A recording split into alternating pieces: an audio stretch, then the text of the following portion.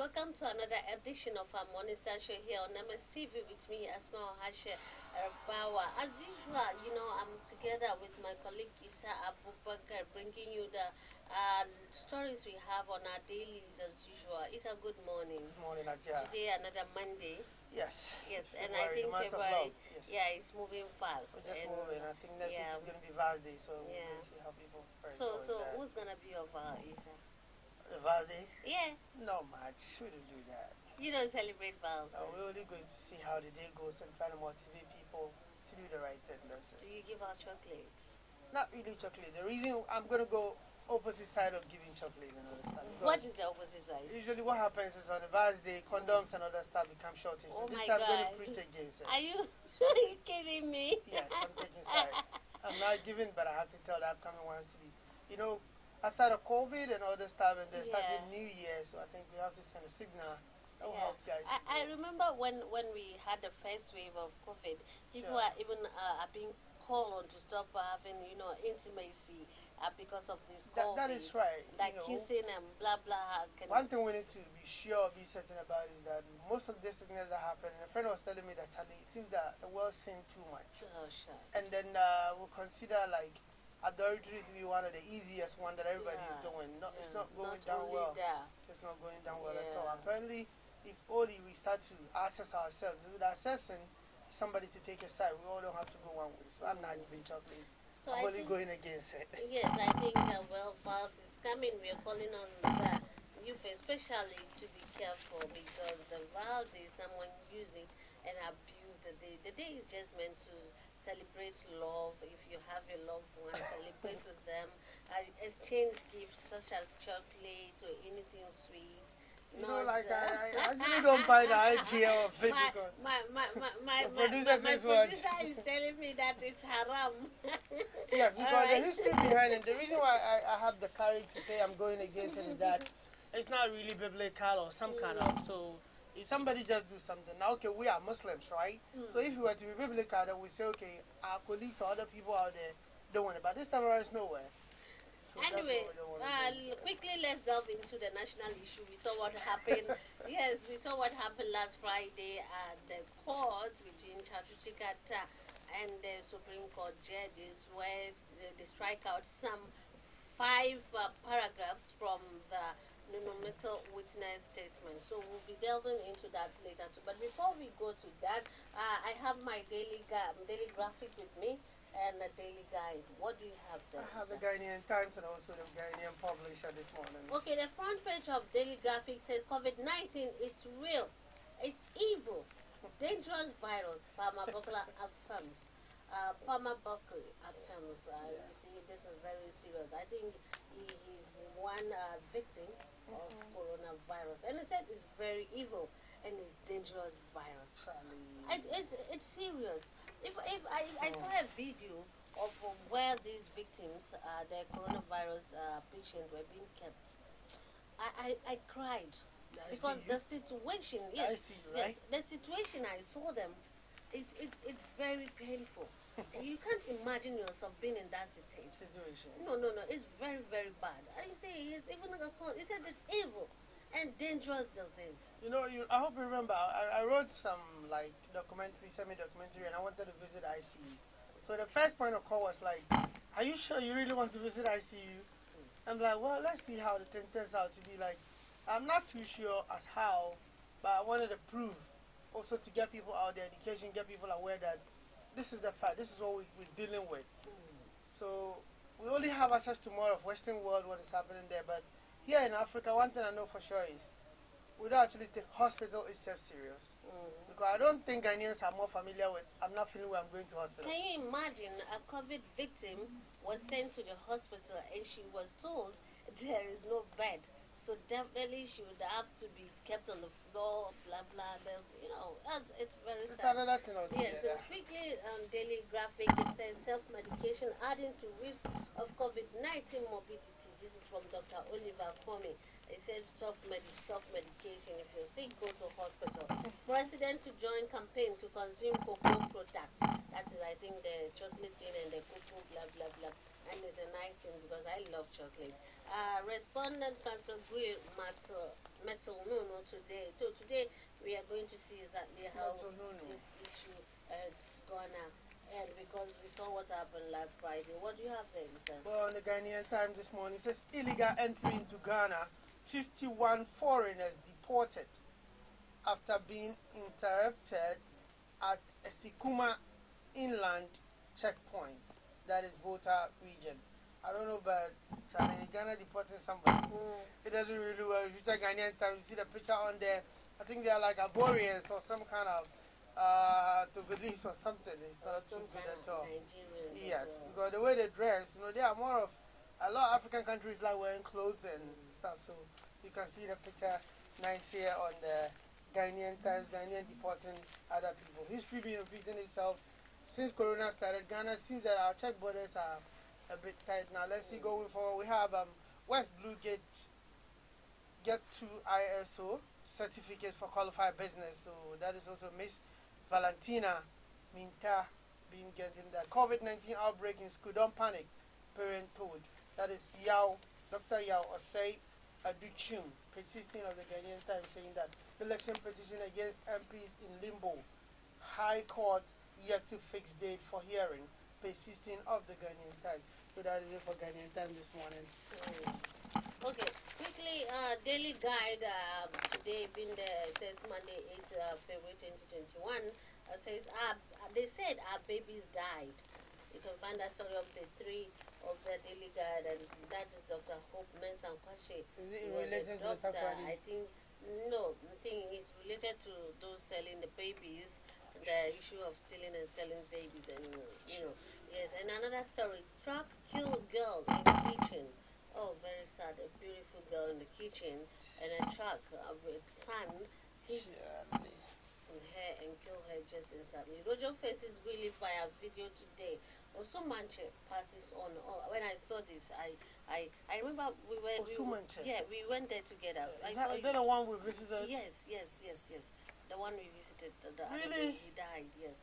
Wow. I saw it yesterday. Dauno Kanki something. Oh, Charlie. We'll dive into the it's a sad news for the country. Yes, Ghana was one of launches the National chief presidents. Chocolate Week. Today is Ghana National Chocolate Week. We are in the week actually, so that is it for Daily Guide. But before, after we will delve into the story and see what happened to the Osu Manche before then. Please quickly. Okay, so Ghanaian publics are saying Zoom Lion disinfect AG's office. That is workers fear allied and order. So that is also issue with COVID-19, and still Zoom Lion is doing the best to get people going, making sure Ghanaians are safe. Mutaka, pathological liar, disagrees himself again over judge's bribery claim. Public debt management of Oriata has supreme record. Ghana Max African Saver Internet Day tomorrow. That is also another thing altogether. AmTax invade Ada to stop Solho Sod project. I don't understand, but that story, you can see that story on Publisher, page 2 of it. Okay, that's all we have. But quickly, let's delve into some of the stories we have that is very, very important for our viewers too. Let's look at page 11 of the Daily Guide. It says Osu Manche passes on. The Osu Manche, who is also the president of the Greater Accra Regional House of Chiefs, Ni Okwekin Kadaona, the 6th has passed on, report 6. According to information gathered by DGN Online, the chief died on Saturday, February 6, 2021, age 57. Wow. He was known in private life as Michael Dona Owo and was born on November 7, 1963 at Adabraka, Accra, to Ni Dona from Dauna Way of Osu Kinkawi and Madame Grace from the Wellington family of the Osu Alala. Ni Dauna the 6th was elected president of the Greater Accra Regional House of Chiefs in 2016 and was later re-elected in 2020 after serving a successful 4-year term.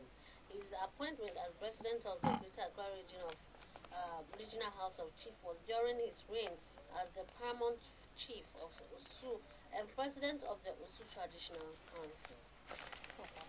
I remember he was a very, very good man. When we went there, he was very cool, calm, and he's inviting. That's barely 3 months we're talking about. Yes, I think, yeah. somewhere the Omo, right? Yes, before the Omo. Before the Omo. Just around the Omo festival. So we paid a visit because probably before the Omo. Yes. Wow.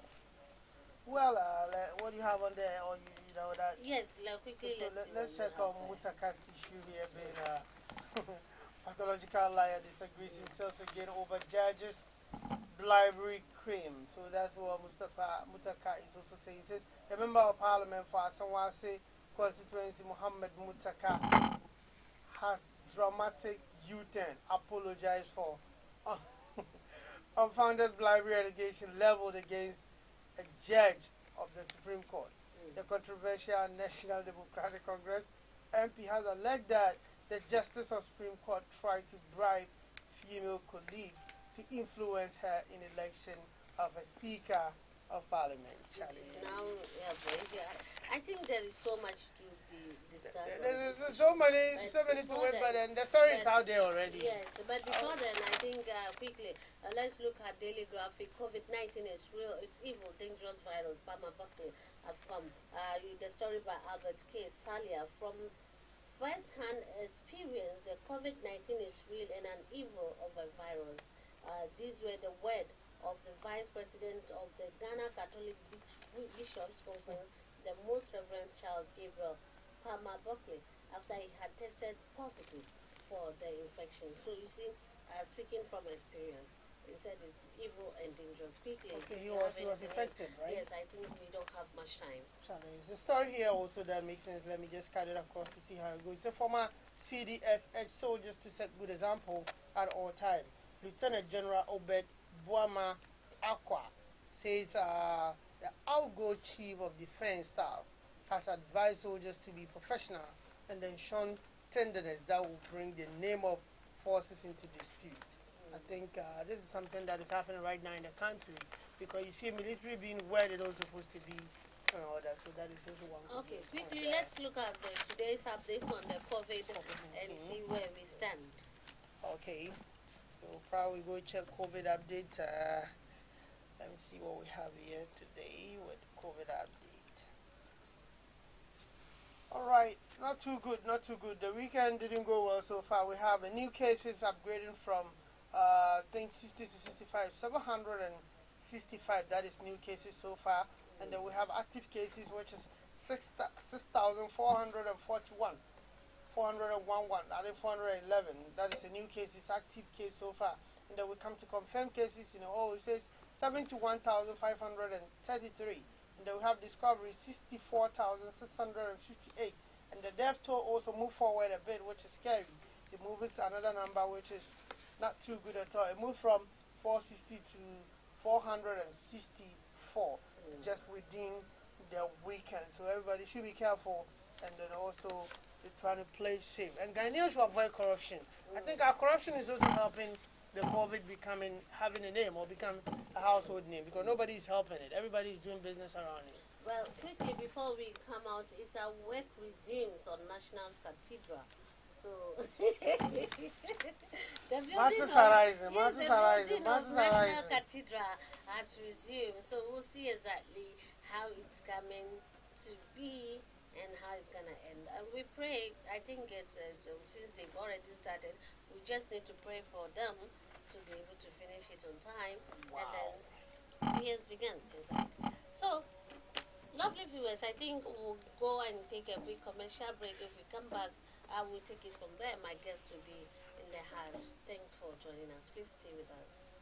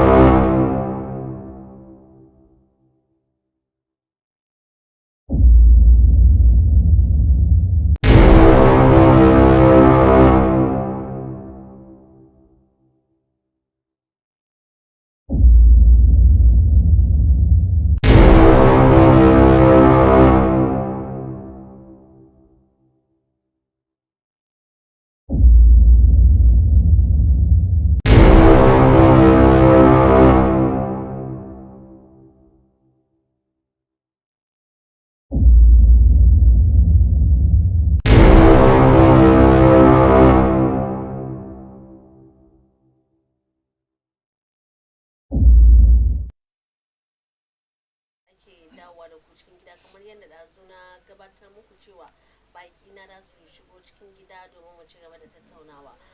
Mun dai dudduba wato batutuwan da suka zo kan wato daily jaridu kenan, mun duba kanun labaranmu na jaridu da kuma abubuwan da yake kunshe da su a yau. Amma bakona guda ɗaya ne ya shigo cikin gida, muna jiran wato ɗaya idan ya shigo za mu ci gaba da tattaunawa da shi. Amma kamun wannan lokaci bari an gabatar muku da bakona da ke cikin gida. Ina tare da Abdullahi Ali wanda yake wato mamba ne na wato kungiyar sadarwa na jam'iyyar New Patriotic Party NPP. Za mu fara wannan tattauna. Barka da haka madalla. Mun gode da ka shigo cikin gida. Ya gari ya gajiya kuma. Alhamdulillah. Ya weekend ya kasance ya su. Ya COVID-19. Tun COVID yanzu abin ya kai inda kai, abin na da ban tsoro saboda cases mun nan kuma instead of yana zuwa kasa yanzu ma yake zuwa bisa kuma kamar yadda government kuma yace in dai abin nan ya continue haka bai da wani option shi dai a yi lockdown. Amma to my own perception ina gan kamar lockdown nan yanzu ba shine alternative mu ba tukunna. Ya kamata mu duba protocols da government mu adhere to protocols nan da aka bamu, batun social distances da mask da aka ce mu ta sa wannan duka ya kamata mu duba wannan muna sawa. Na ga kaman wani municipal wani district kaman ho municipal assembly suna charge mutum izan baka sa ya sunan shi nose mask ba, an charge ka 20 cedi. To ya bari wannan municipal yanzu aka ga kowa za ka gan shi ina cikin nose mask shi, sannan social distancing nan kuma is ineffective. To irin wannan inda kowane municipal assembly sun adopt irin wannan ya sunan shi initiative nan, ina ganda ya help issue musamman ma zangonin mun ga kamar nima kan ga inda mun MC mu ta adopt irin wanga initiative. Wannan aka kama shi bai sa nose mask ba duka a fine shi biya wani kudi. In dai nose mask 1 cedi ne saboda 1 cedi an kama ka biya 20 cedi, gobe ka sa nose mask nan. Sannan da safin gama akwai wata yarwa nan da ni da ta muna cikin wani organization da to ni saboda su kuma ni ban je ba, masu sun an kai su Eastern region sun je suna teach. Take fata WhatsApp nan muke fira take ga min school, particular school da ita aka post ta take teach yaran nan. Sakaran jiya report ya fito an samu result yara guda 16 sun samu COVID-19 daga Eastern region. To kin ga abin da ke da ban tsoro yaran nan ba kamar irin manyan nan mu ya musan yadda za mu yi batun social distances da batun nose mask, amma yaran nan ba su saba da nose mask ba, sannan social distancing nan kuma ya zama musu kamar challenges, sabon abun da yake ya zo musu. Ba su in muka je compound schools da yawa kin ga yaran nan masu ba su sama abin da ake ce ma social distance ba. Madala, looking at the social distance issue, I think government did not help much in that way, because idan ka duba market namu in ka shiga yanzu, idan ka duba transportation system namu, there is nothing like social distancing. Kin ga batun government bai help ba, to me ba wai saboda political party na government na ke kan power yasa komi ka zo kana defend, government ya help to the core, amma mu ni ba mu help kanmu. But looking at the social distancing, yanzu akan ganga inda abin ne ka aka ce Hausawa na da wani abaci wen ka gan gemun dan wanka kama wuta ya fi ka yayyafa naka da ruwa tukuna. Ba yanzu da abin ne ka ba shi mun gira government ya kama na wasu protocols ya ce mu yi kaza ba, don ciwon na zai kama ba government ko ba shi president ka zai kama ba. Ya ba da directives na batun transportation, ya ba da directives da yawa shi nake so in ya suna build point na on kama ba shi yanzu government ya kama na ai akwai GPRT ma a rage mutanen da ke shiga ciki. Wannan initiative GPRT su kuma su yafi su help wannan. Inda government bai yi ba, ku ya amfanin ku da kuke wurin nan ce ku in kina duba man kana shiga cikin trotro is very risky. Don mate bai sawa, sometimes ma mate na ka duba appearance shi ma to bai sa nose mask, driver bai sawa, kai kana zamne kusa da wani ma me shi bai sa ba kuma bai shiru ina magana. Ce yasa GPRT su kuma su yafi su help wannan, su kawo wani yasun directives kamar mun kuma from our yasunan shi organization mun ba da directive kaza government bai ce no tun da bai fito wuri na bakara abide by it ya allowed abin da su masu kaka saboda da su help for the interest of Ghanaians. Okay, for the interest of Ghanaian, looking at amma still ina ganin kama idan da wannan directive na ya shigo, amma bari mu je mu zagayo idan muka zagayo ba kuna na biyu ya shigo cikin gida za mu ci gaba da tattaunawa kasance tare da mu.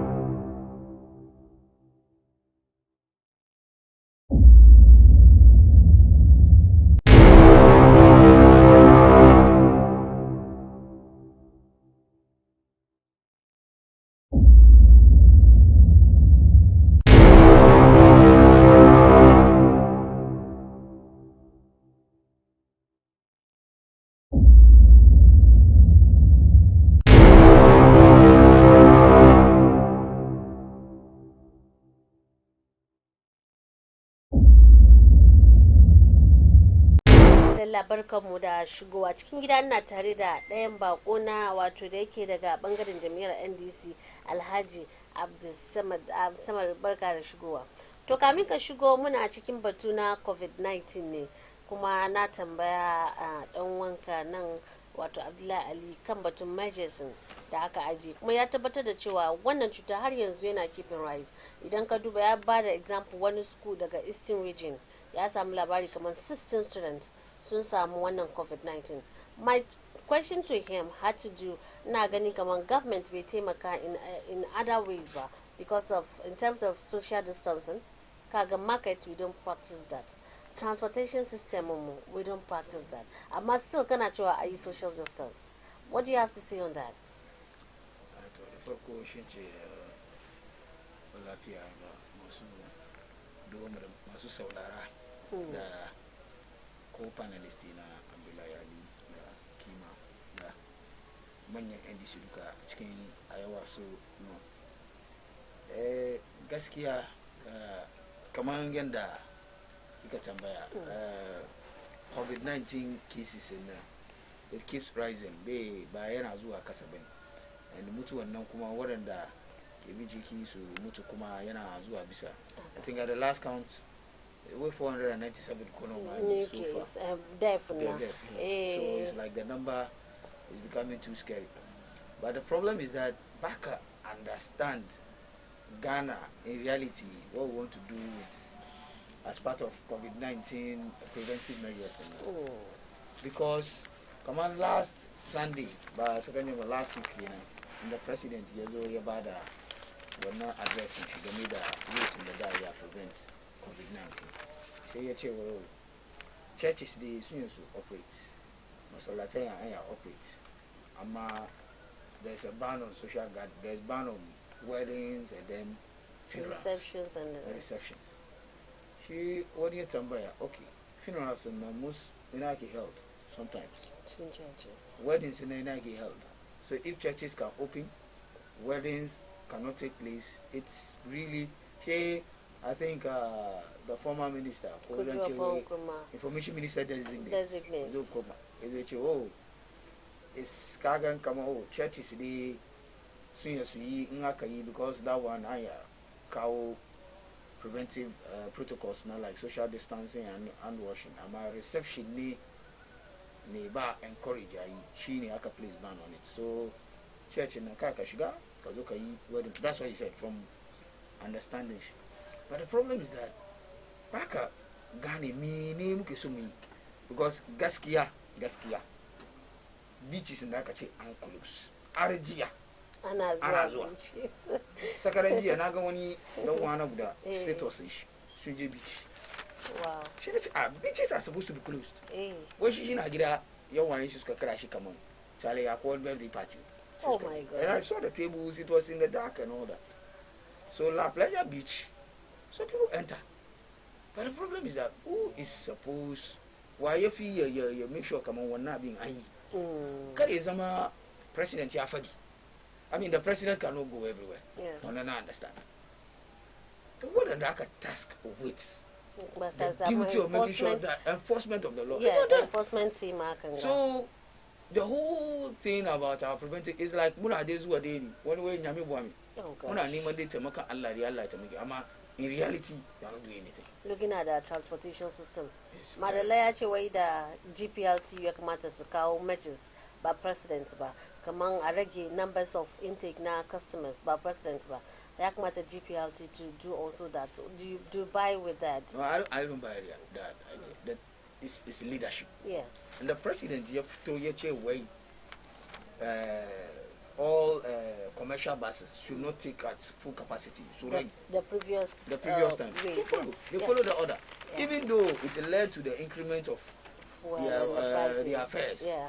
but they follow. Even Wanabu and yeah, but drivers should take advantage, should shoot their affairs to crazy levels.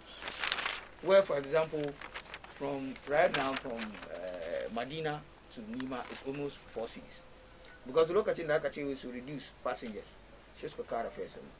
She's another car petrol, but she's got an advantage because the car is covered having you. She says, I think that under your president, you have to hear Hussein for regular number of passengers because we want to have what we call social distance in our commercial buses. They follow, they don't have a choice.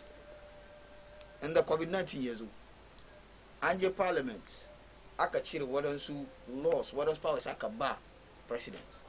So the president has powers under the COVID-19 law to make certain demands or to create certain laws without approval from parliament. It's straight away. It's under president, you some of the COVID-19, you don't have any choice than to follow because it is when they're not taking powers in the Akabashi, in the Akajaka pass one no longer the Chile Wadansu. Then one normal circumstances, so parliament, yeah. but some of the answer come we are not in normal times. Shaka Chile whatever. She said one and then the schools in now. Yeah. You know, back nika buckets, baba yarana sanitizers, ba. No, I don't know. Ghana Education Service so far they've distributed to almost all the schools in Ghana. Sumbasu PP, Singamba, nose masks, Asabada, Veronica Bucket, Ambada sanitizers, the sorrows. I cannot speak for the public schools. Public schools. Maybe saying one because they are. You're talking But about the most private, of the private schools, especially in our community, there's nothing like that. At least from the schools that I've entered and I've seen. But when and some of the schools too already they also don't care. Some few ones in Kashiga Gabaka Veronica buckets. And normally what are the gates and then that check and check the temperature of the person. But there is no real one school by and Gamamun some way private school in way and some more active case. One case can by one of the teachers there. And I've been the kid of Runi. Kaga Yaru need a lafia. Because most of us bad test. And probably according to their immune system, they are lucky. They can survive the COVID-19. It's a chew when you have to do and come malaria and treat the areas will get better. Because there's no testing regime that is really going on that and is then really active. what is really active. So I think that our COVID-19 fighting and the Saura president it's this you are caught between. Do you know because of the way we fought this, we are fighting COVID-19? Yaber was they don't believe in its existence. They think no, it's not there. Because they think the leadership are not doing what is supposed to be done. Okay, quickly, but we'll delve into today's topic that had to do. Let's start with the court issue. NDC kuna court harianzu. Monga first witness naku asedun ketia. Monga Pesa White and now mun ga wato Rojo shi ma zai face wato Supreme Court judges da kuma lawyers EC da Nana Addo Dankwa Akufo-Addo akan wato zargin da kuke yi na cewa election da aka yi nan ba yi shi ta kan hanyar da ya dace ba, kuma ya kamata a yi rerun cikin wannan election. So far, Abdulsamad, bayan da aka fara court issue, this is your first time here. What do you have to say starting from the beginning to now? So far, so good. I mean, muruka muna duban lamarin nan yadda ke tafiya akan ce kan TV. Luckily for television, muruka muna gan abinda ke tafiya. And aka kare, and normally it's with court case. Aka kare, there will be shakwe press conferences. So petitioner, fadi nashi, and then the respondents kuma sun fadi nasu. Amma a fanyin NDC, mun believe kamar case nan yana tafiya kan yanda muke. Akwai wadansu applications da muka kai, muke seek the court ya grant mu da ba mu samu ba, which court today ya make point is amma kaza maka yi tunani kana gan kamar what is the real essence of not giving that, because if kamar wanda muka apply for muduba the original documents, the original sheets of the EC she akabuga akayarway because ambamu the duplicates. So since we have the duplicates, we don't need that, which seriously the EC for their own sake, for the sake of transparency, to make sure everyone to believe that yes, the NDC doesn't have a case, should have been willing, more than willing, to even tell the court that, oh, don't worry, we'll give it to them. They should come in front because there's nothing for us to hide. Indeed, Nana Akufo-Addo won the elections, so the documents prove it. But the thing is that the more you read about Keke Duggan case, the more you realize that, look, there is something that doesn't add up in this election. There is something that doesn't add up. The EC should have been willing to come up with it. By and large, Pastor White Yazo Yabada testimony. Testimony the Kokwa witness that cross examine the she Pastor White. Young MPP Kokwa, the respondents want to paint Pastor White as not let me put it this way, maybe credible, because the case in NDC with that one is when the chair of the Electoral Commission, Teche Musukamon, Ujeva Kudeku Magana da John Mahama, I'm been the kitchen, so that Kukumu, I've been the kitchen Luka. The Sukafta, she Tajeta declared, because they said they were in their car, like 50 minutes or 10 minutes away, and they realized that the woman was on radio coming to announce, and they were like, and they left their bags and their laptops in the strong room. So and this people not portray come on, no, that's how White kai baka keda madam Jemen Sabakui Maganaba. Cheche gaskiya ne ba ni da tamkai magana ba. Rojo ya magana da ita ta fadi ma Rojo ko. Kuma ni da Rojo ke wurin nan, we are working as a team. So on Rojo do fadi mini. There is no need muche why no. The two of us working as a team, we all need to go out. She said, I wouldn't know because the witness, since we're only a senior Kitia and then she passed away. And my MPP knows because portray I've been done. Share your body. Rojo Kuma, Yashigo Chicken. Rojo the can she did a Lafia because she said, Yabari cross examination. Forko she the answer is she in camera, like Kara Bari, there's no content. But she caught in a system, no. It has to be live, so long as everybody has. So she, from Gidensh, start okay, so it will be via internet. It's like he will not be in the courtroom. But at least legally, so long as Anna Wanganshi, it will assume that he's in being cross-examined in the court. So, inshallah, if everything goes on right, Rojo Kuma, Yabada, cross. Shima Yabada witness statement and she cross examine Shima the answer. But akwai wasu da ke magana kamar me yasa basa white da rojo suka bari strong room and that they have disappointed the person that they are the party and all that. And already no, I mean in the academy that means the EC chair is not to be trusted. And if we are building our democracy that way, people say they should have been there to protect the votes.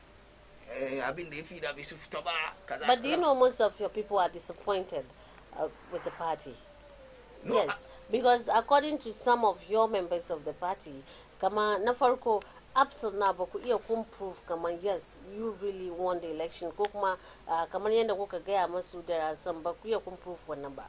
Na biyu, when these two guys also killed the spirit of some of your members of the party.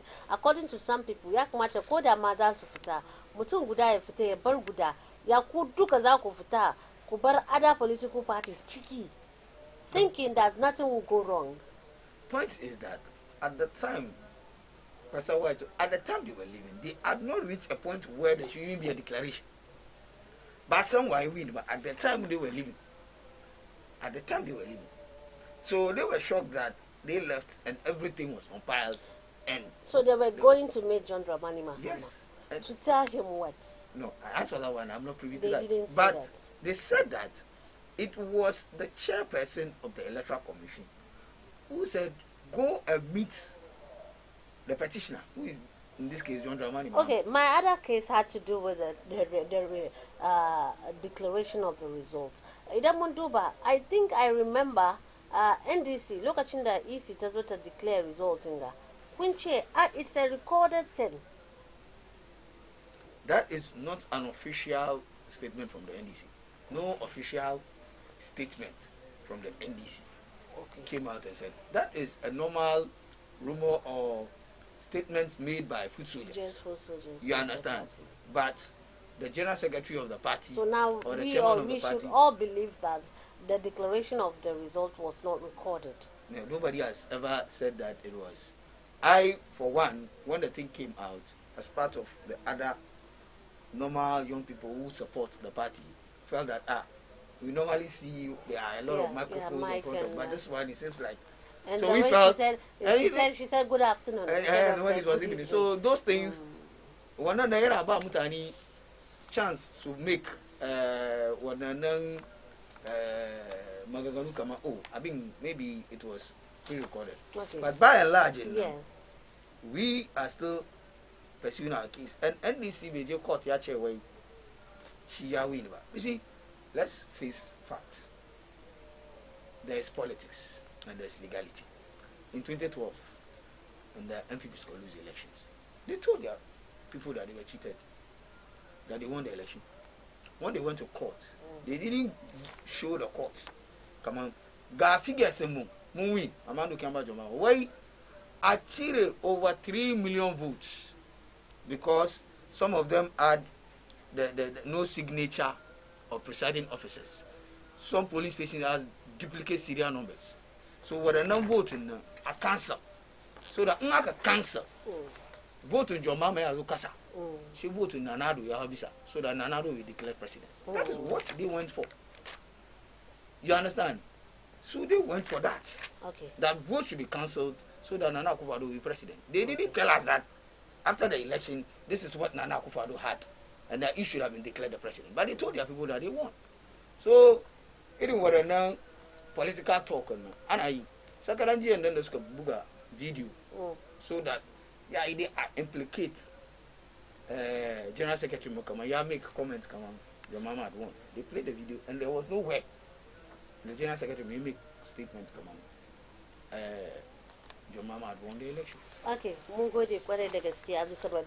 Abdullahi Ali, mun gode ka ji bayanai da ya shigo kaman NDC, they still have the case. And they are sure they win this case. And then looking at some of the irregularities that ke faruwa cikin court, which according to them wasu bai kamata ma ce in ka zauna kai tunani kamar irin watsi da ake da wasu of some of their applications. What do you have to say? Na mini the viewers munansu ni des judge saboda tun da aka fara petition ga kamar yadda ya fada ana gwada wa kan tv ghana sannan kuma ce global kowa na iya wanda duka ya samu chance yana duba yana follow procedure kuma wanda yake follow duka ya san ga inda kesin nan zai je ya kare ba wai mu duka ba lawyers ban kuma ba judge cikin mu da zai yi detain ya sunan shi judgment outcome petition gaba amma an ka duba procedure na NDC 1 ba su yi magana gaskiya sun take Ghana for granted. Secondly kuma sun take ya sunan shi supporters su for granted.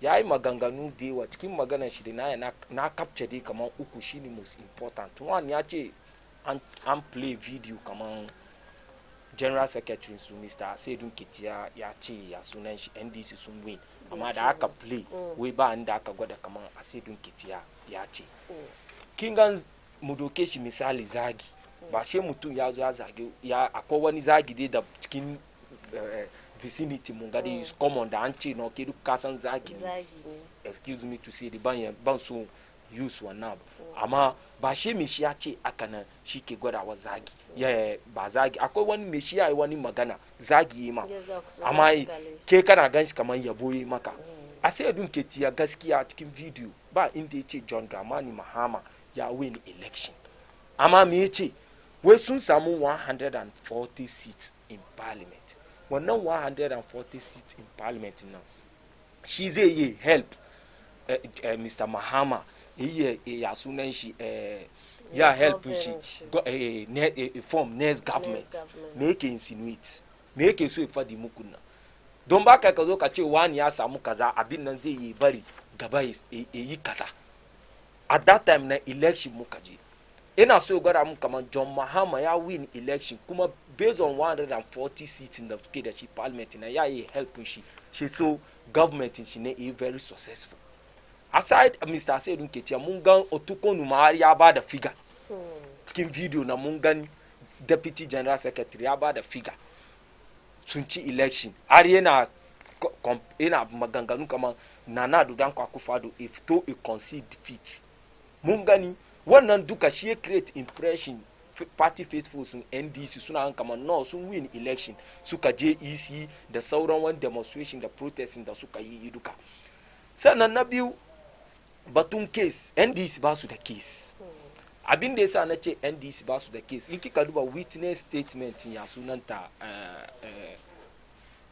first respondent electoral commission kenan sun admit the fact that an errors ya fito kuma ba inda cikin long Ghana ba inda aka ce when an yi election an kare electoral commission that maybe one mistake ya zo that correct kamar yanda NDC ke create impression kamar da that correct mistake ba gaya musu ba inda aka ce a gaya ma saboda 96 errors in they happen af ya sunan shi voter region ina manta da sunan gayin ga af ya sunan shi electoral commissioner mu ezo ya sunan shi correct mistakes ba inda ezo consult one political party 2009 mistake 2000 ba election kowane election da yi duka akwai administrative error wannan ya happen kuma ta admit that fact kama ya happen errors ya zo amma wannan error nan be invalidate ko be ya sunan shi change komi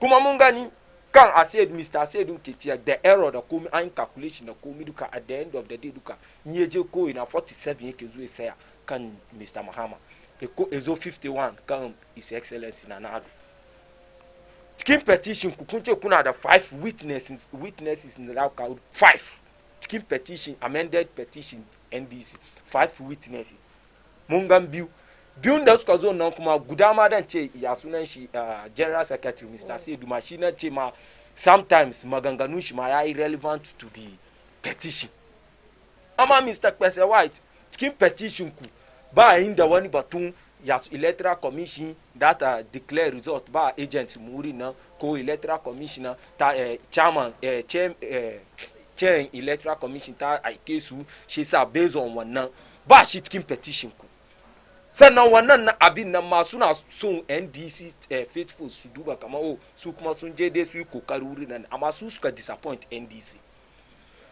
tun day one da aka point matan gaba ku yarda da ita ba kun ce matan nan ita da Nana Akufo-Addo, they are on bed, she's trying to rig the election in favor of MPP kaza she yau an kai inda aka kai final match kuma lokaci ya kai za tashi wurin ku kun ce ba wanne win election she ta zo ta ce ku je ku ga Mr. Mahama ku biyu ni she ku biyun duka kuma kuka tashi wo kun je ku ga Mr. Mahama kuna anya at that time nan she ta declare ya sunan shi Mr. His Excellency Nana Akufo-Addo as winner. Me yau ke try ku fadi Ghanaians kun fail Mr. Mahama saboda cikin CI ma agent as agent you are there to protect the interest of your candidate no matter what. Abi Mr. Rojo Nunu ba pese white ma ba Rojo Nunu experience in da kake da shi cikin strong room ya kai kowane issue ni ba shi ka consult petition ba Mr. Mahama ba ke kana da capacity da ka resolve wannan issue before involvement in Mr. Mahama. Kuma at that time na inde kuma akwai wani abu kamar yadda ai sun attach one letter wasu sun ba ya sunanta chair letter ya sunan EC chair letter kara declare result kaza kaza 2012 iri aka MPP mun kawo muka identify irregularities the problems in the chair ya sunan shi wannan election wannan gwara kamar election na is invalid kara declare result tukunna a ba mu wani some few hours mu ya mu prove case mu a farijan ya ce kaman ba ya declare result na if we are not satisfied we should go to courts aka ne fadi kuma gaskiya ya declare result na even though mun show grievances mun gwada kaman no da bai kamace e ba mu wannan hours na mu je mu prove case mu yake declare ce mu je court kami MPP mu je court mu yi press conference saboda wannan lokacin 2012 na ko mu ya MPP da muna kama an kare election mu ba mu taba gan ci an yi election an kare wai kaci election ba baka ba inda ke kaci da an baka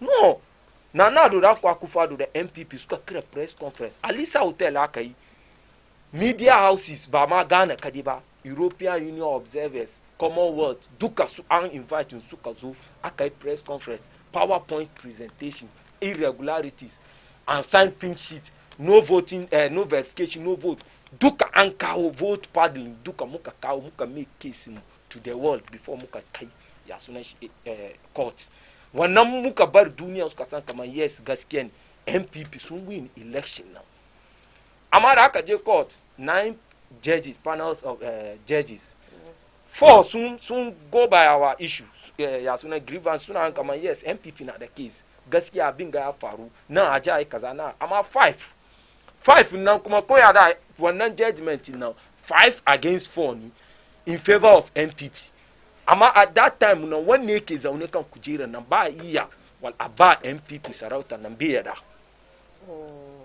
John Mahama bai yada amma Nana Akufo-Addo in kika duba mutane suna tagin shi as violent arrogant na kaza amma ba haka nan bane in baka san mutum bane da aka kazu kuma saboda politics sai sa mutane ke fada haka Nana Akufo-Addo an je court suka dismiss case nan ya ce ya yada even though ya sunan shi judgment nan ba daidai bane amma bai zuwa for appeal bai komi muna da case ma kenan balle ku end this back da case applications da suke kawo duka suke file application kaza original pink sheet duplicate da aka baku na ba wai ordinary duplicate ban carbon one ni abin da ke kan original na shi no they reflect kan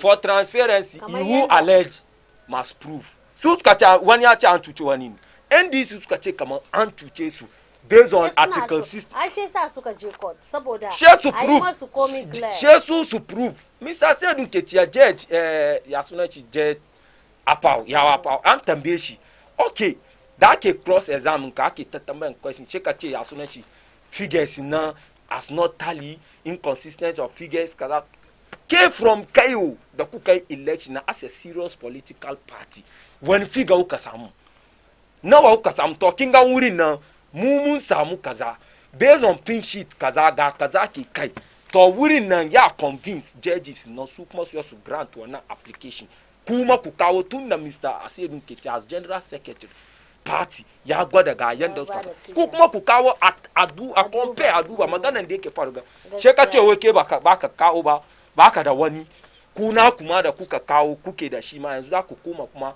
ku zama minti ku duba yanda za ku ana court na case na court ku yanzu za ku je back ku je ku yi ya sunan shi meeting ku review ya sunan shi figures sa saboda Allah NDC su bar mislead Ghanaians su bar kuma mislead supporters su fadi musu gaskiya ce so su komo back to drawing board su duba yanda za su yi ahead 2024 that's it. Okay, mun gode kwarai da gaske. Abdulsamad na komo kanka batun Mutaka ya made some allegation to the Supreme Court judges. Court judges kenan ko Supreme Court judges kan batun wato election of Speaker of Parliament. And now Sardin Newton apologizing. What do you have to say? Well, before Zuka, I'm not to make one little matter on. Okay. Abinda Efad. Nafarko Muduka Munagaringa. I don't remember. And I don't know when I recollect after election 2012, the MPP held a press conference at the Alisa Hotel and showed any evidence. They ended up at Obra Sports at Circle. And they were hitting people's cars and other things before they went to court. The only time the MPP could organize press conference at Alisa Hotel, led by the then vice presidential candidate, now vice president, was to tell Ghanaians that there were 90,000 or whatever people who are Togolese who are on our register. Why we needed a new voter register at that time. So there was no press conference held anywhere. And I still say this. NPP 2012 didn't go to the court and told the court this is the number of votes Nana Addo Dankwa Akufo-Addo had. And this is what John Mahama had. So they don't have that moral high ground. Are you trying to say what they did in 2012 is exactly what you are doing? No, we are not doing the same thing. Okay. I'm saying that they went to court. Susunje court. So kachema court kama. Kuchire vote nga kuyari. Nko kachire vote nga kukayari. Nana Akufo-Addo ya the president. Akasus kachi. Mu in the other way mu kachi no. Voting kowa ya count because voting na yenda matan na takira shi na ba aka nan bane. Look, ba wanda they accept this kind of declaration where a person comes and tell you that it is 30,434,000 valid votes. The next day she is coming to do the correction. She said, I inadvertently said, and then she quoted a different figure. So what the NDC is, and you see, now, I want you to come there because I want to understand that. Yes, so she quoted a different figure. Okay, so I can't recollect the figure, but she quoted a different figure in a correction. So come on, then for you. Oh, yo, now votes in the aka yiduka 10 ni. So you see that don't correct. She said, not in 9. I'm actually voting in 7. So the 430,434,000. Yes, I'm not understanding. Requesting the kuchi name machine the actual one that because we now according to you that commander that bad the different ones. These are one name and kaga abin da ke da ban mamaki a cikin wadannan. Madala, I think you should buy with this because they sign on a pink sheet, original one. And they sign on it, right? Who sign? No, who sign? But we sign ba. From 13 now. Bam sign ba. That is what they showed Pesa White. That's why I said we didn't sign it. And that is one of the things we were asking for because at the time the results were being declared, our agents were not there. So how could you have signed? See that nigga work on ba. And the Takira was not voting they then the touch away 30,434,000. Nka kidai all the percentage in the taba all the candidates. Ya ran up to 100.3%. Nka kidai the figures in the taba all the number of candidates there. It was 30,111,000 plus. So they came out 434,000, 30,434,000. So why did she get the 434,000? That is what's your question, sir? So our question is, from the results and all that she gave, okay, and then kaduba wana figure na you see, we are talking about the constitutionality of Wanganta declaration. Declaration matter. And more understand, come on, declaration is made only once. You don't come and be declaring presidential results. Kind of saki figures in presidential. Come on, yenda. Umarata saki 3 months. Madala, let's be clear about this thing. What the NDC are demanding, come on, yenda FD, and EC made a different kind of declaration. Ta ne farko ta zo kuma ta yi mistake ta ce ta yi correct to wanne ne actually kuka saya EC ta saya kai ta declare president. She wannan suke neman copy shi saboda su funny enough, yes. Witness statement in Tama. So introduce another figure. Ka gane saboda su ma su san da suke say because now they don't know which figure actually she stood on to make that declaration. Which figure? One figure ta say kai ta make declaration. Cikin witness statement in ta making she clear come on. Answer mo error after the declaration. Answer mo error. So that which is the admit. result. Ama aside that wait, result in the tazo. Let's our viewers understand. That is as according to you and what the statement said. One that Toyota declare Akufo-Addo was wrong. What? Na first the day. First declaration. It's not wrong. One that declare Akufo-Addo that she kai wannan no kuma ake si ariya. Mun duba procedure a sai dun ketia da ya sunan shi lawyer da ya sunan Akoto Ampa. So in calculation wani 103% da soro non ina shi mai fito. Calculation da aka yi at that day na saboda yau ba ka deceive wani inda ka deceive me shi kan paper ka zo court ka prove you are under oath ba ka kai kariya aka lawyers na kuma ba su mislead witness na an yi calculation figure an cire mata cima south to cikin aka yi calculation an a sai dun kete ya zo kan 47 asa aka doki ta cima south aka kara vote ta cima south duka aka kara ma But you didn't answer my question. na answer miki question ki abinda suke neman nan su prove okay kin ce Nana Akufo-Addo kin declare on this basis ka declare Nana Akufo-Addo as winner on this with this figure. Ama from our own mu figure mu da muka calculate pink sheet in carbon duplicate in da kuka ba mu na pink sheet figures in da ke kan nan they tally da wannan figure da kika declare Nana Akufo-Addo kai ba to wannan lokacin na NDC suna da case. Okay, quickly bari mu delve into Muntaka. So Batu Muntaka, gaskiya when I saw the press statement or press release by Muntaka, I was shocked. Oh, you were shocked? Yeah, I was shocked. You yourself? I was shocked. As a young man, young political communicator, I'll share a bit about you understand. But Kagan, I can't. I was like, the full details.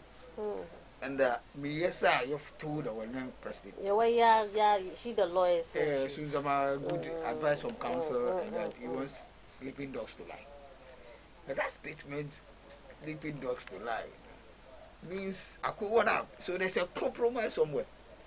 So as to whether the case is true, the case is not true, as to whether there was some. But can we say your leaders, NDC leaders, are deceiving 8 members of the party?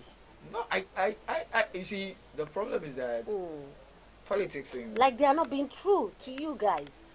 Politics in Ghana now gradually is becoming something like I don't know how to put it, but it's like at a point people have to compromise on certain stands.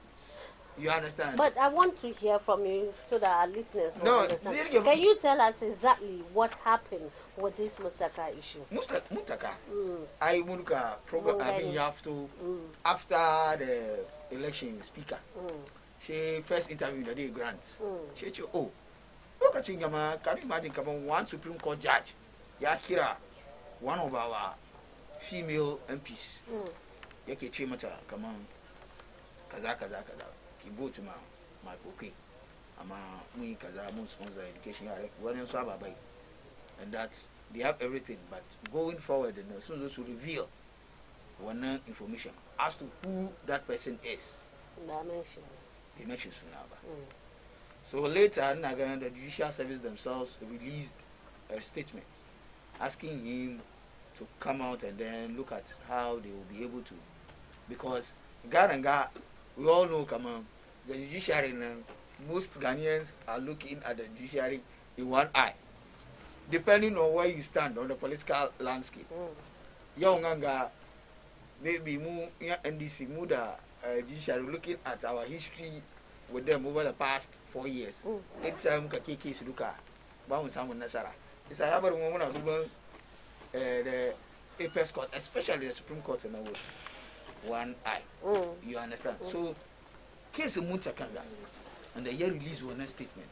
Gaskia, as a young person, I felt disappointed. But I don't know what were the on what backdoor ground, discussions that were held. So is it that now she can Bamu Samu Gani the real thing? Yeah, but one thing is that I don't believe that Muntaka is lying. Oh, sir. Yes, I don't believe that when Muntaka came and said that a Supreme Court Judge. Yes, I'm not saying he's not lying because the thing didn't happen. I'm saying that when Mustafa was saying that he didn't cook it up, but I cook magana nedo fadiba. I'm for the many. I ba shaka kirama. So it might be when they're for the man Yes. career. So when they for the men he carry okay, fine. okay. You understand? But Mustafa himself, at least from what I have known him, is a politician. Politicians sometimes say, but I don't believe that. Muntaka Mubarak, knowing who he is, what he has carved for himself over the past 8 years or 12 years in Parliament, will go and then do churn out this palpable lie. So I believe that either one day batch information now didn't give him the accurate information, or the information is accurate but Angel backdoor. Let sleeping dogs lie. These things, you know, it will. I mean, this is it is Ghanaian culture. Ghana mutu abin na happen sha zuwa zama a ce oh ka gane ai wanganga bari mu yi shi na gida na happen. Okay. So it may be kaman wannan abin ya happen kaman gaskiya maganan ya happen ba an zama maybe backdoor aka zama aka advice kaman ka sani abin ga it go a long way to maybe tarnish somebody's reputation, or it has a way of tarnishing our own. Because we are talking about the Supreme Court. But what about his own reputation as Muntaka? Now people not see him as a serious politician. She need for the one that come on. Me, as a person, I don't believe Muntaka was lying. Okay, we thank you so much. That's what I believe. Madala, what do you have to say with us, Muntaka's issue? Coming Batu Muntaka, Batu issue Muntaka, brother, I mean, Yachi way by 2012, be 2 hours. Kuma ba be tuna kama MPP sun yi press conference. Why swing? Why press conference in the MPP suka shi ni batun voter ID. Da suka je suka saya. Okay, to shi din na sun bari san kama MPP sun yi after sun file petition. 2012 suka file sun zo sun yi press conference suka bar kowe san kama ga the reason why. That's what he got. Ayafadi, why reason the Esa Sokaji had to do with voter registration? Come on. Nah. Election petition. She need to go out swing press conference.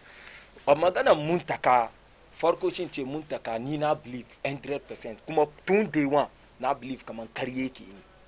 Sannan kimuka kuma kan Islamic perspective. Annabi ya ce alama munafiki guda uku. Na farko shine in yayi magana she saki esa based on wannan na sai ce Muntaka munafiki ne ai ya kai ga ba wai honorable inde maybe ina duban ko wani ba wai ina zagin shi bana haka nan saboda me yasa da ka zo kin ga maganan da yi serious ne it's a serious allegation. You left me speechless.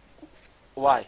Bagana kamar yayi ban ce ni na ce na kawo batun ai dan wana ni musulmi shi yasa na kawo judgment in da shugaban mu annabi kan batun in kai magana ka sake kin ga maganan da yin nan seriously inda ya go by it gaskiya ne an fadi mini ni kamar inda brother ne ba shi an fadi mai ni shi kuma cikin interview shi ce wai ga abin da mai faru wance kaza ma ta ce mini kaza be kira ba ai na mace ni ta ce mini ma kaza talking at that time tunda issue na ya serious ara na ni ma kira shi ezo court judges na ba that spirit ezo prove gwada wani kazani shi yayi wannan abu talking ga irin wadannan judges nan suna cikin judiciary service mu ba su help don yau kana wuri nan bai fi kai politics ba da je elect speaker na Akufo-Addo da kai president da kanshi ko leadership MPP parliament ba su yi sun kira me shi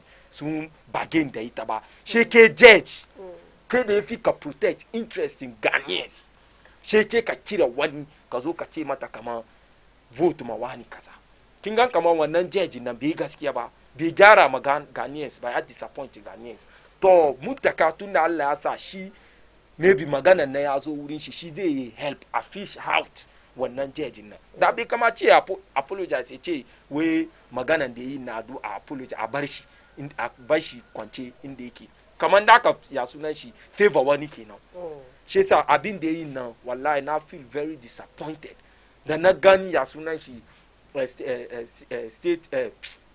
statement releasing shi kan wannan abu wallahi as minority chief whip in parliament bai fiye yi aka nan ba saboda ya ka duba in the past years waɗansu kamar mun ga muke zamanin ga muna follow footsteps mutane kamar su Muntaka muka fita waje as muslim mu ma yau musulmai mu ma muna da wayan da yake suna rike da leadership in parliament yau inda da batun parliament ba aje su Muntaka gefe to she wannan mu muke imitating shi zo yayi haka na me mu wani irin signal yake so ya send mu young politicians ka zo kai magana yau magana ya kai inda ya kai da Ghanaians ma da su true maybe true wanga abu ma an ya samu judiciary service na a samu ma yi wasu gyara irin waɗannan sankaran judges na a cire su she magana ya kai inda za a yi tanyo she ka zo ka ce muna kamar no ke ka ya sunan shi withdraw ka apologize maganan da ka yi na feel very disappointed kuma ban addu'a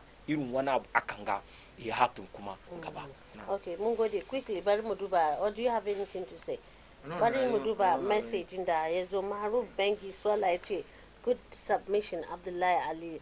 The same Maruf the issue of Kwesa White is unfortunate and blatant lie misleading the people. He said, as things is going, I don't think the president should do anything, but also as a citizen, we have to help curb the virus. I think it had to do with the COVID-19 issue. He said, Abdul Samad, simply be truthful to the viewers, please.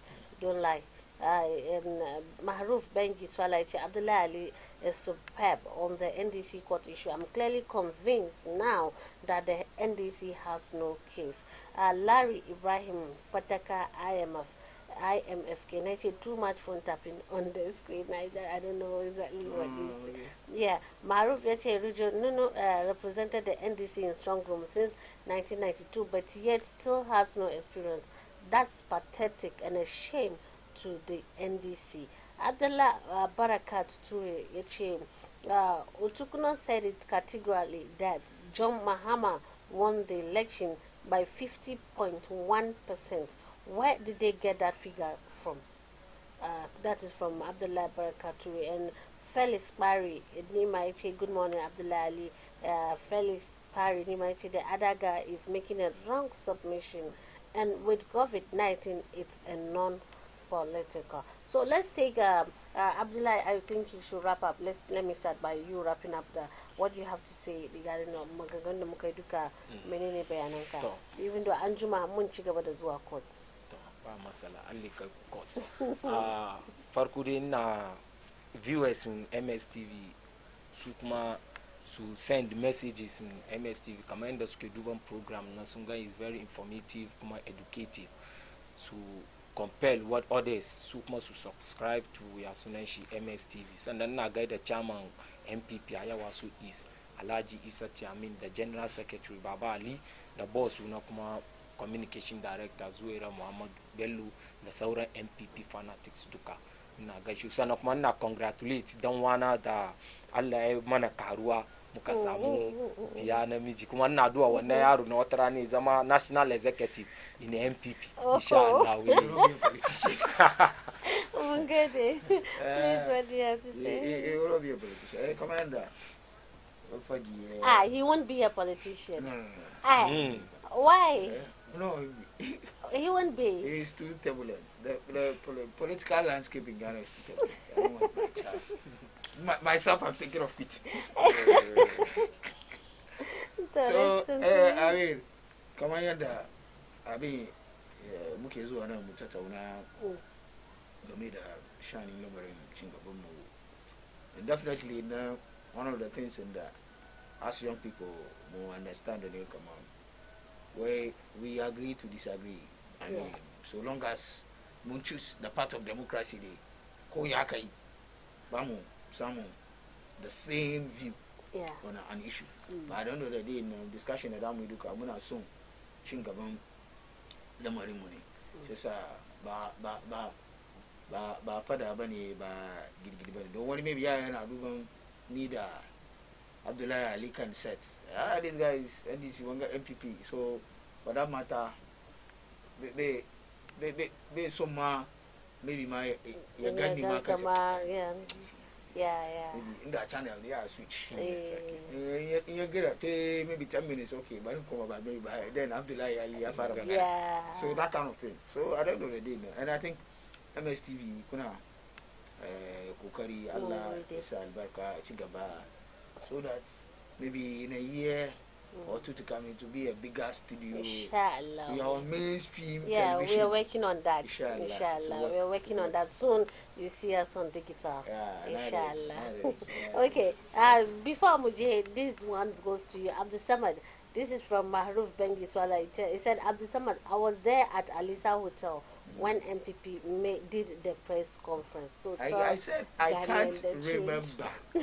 I didn't say it did not happen. Yes, he said he can't remember. I can't remember. If you tell me that, I will agree. I mean, you are calm about that, right? He said he can't remember. I can't argue on that. Okay, lovely viewers. Mungo de Koreda. Selective amnesia. Yes. Mungo de Koreda. Yeah, you should have sooner because we have to come and eat some rice. Definitely.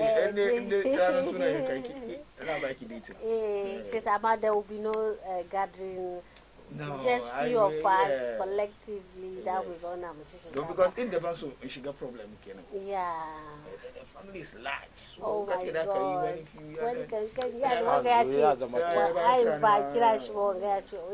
can kwarai da gaske. Lovely viewers, okay, mun gode muku da daman da kuka zauna kuka saurari program wanda suka send message kuma muna yi muku godiya. Wannan ya nuna cewa lalle kan these two gentlemen are doing very much well in terms of educating us with the national issues da ya kasance kan batu na siyasa da kuma batu na cigaban kasa. Akan haka muna muku godiya matuka da kuka zauna kuka duba kuma kuka samu dama kuka text messages ko har muka send. Muna entreat kowa da kowa ku ci gaba da kallon programs mu na wato MSTV, ku like kuna share programs mu saboda insha Allah tare da ku muke, and this is for you, not we alone, it's for all of us. Isa muna kira da kowa ku taimaka ma MSTV, ku ta like programs mu kuna share saboda mu duka mu samu ci gaba. A madadin dukkanin team da suka taimaka muna muka zo muku da shirin na da kwalliya da ta makeup na kwalliya. My greetings to you. Muna gode miki kwarai da gaske for always making me look so beautiful on the screen. Na gode miki kwarai da gaske. Jamil da ya taimaka wurin production of the show tare da Isa da ya taimaka mini muka kawo muku wato newspaper review nan da kuma wato Musa da ya kula da kamera da kuma MCR. Muna muku godiya matuka. And my gentlemen, thank you so much for coming in. With this, na ce muku kasance tare da mu. Assalamu alaikum.